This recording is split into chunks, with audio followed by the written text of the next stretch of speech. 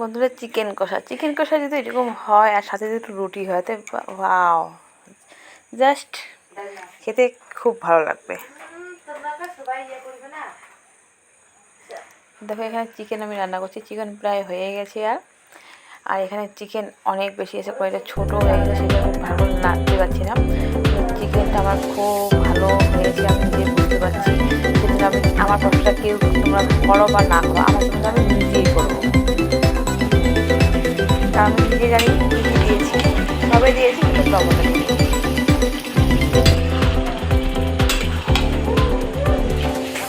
বন্ধুরা, চিকেনটা যদি ভালো লাগে তাহলে শেয়ার করবে আর চ্যানেলটাকে আমার সাবস্ক্রাইব করে দিন। আমি এখানে চিকেন কী দিয়েছি বলুন তো? আলুও দিয়েছি। আলু আমাদের সবারই খুব পছন্দ, সেই জন্য আলু দিয়েছি। কারণ আলু চিকেনের মধ্যে আলু না দিলে ভালো লাগে না।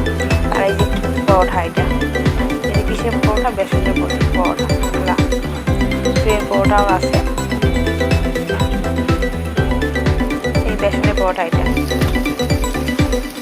আর প্লেন রুটিও আছে বন্ধুরা, সাথে ভাতও আছে। প্রায় আমাদের খাওয়া দাওয়া শেষ।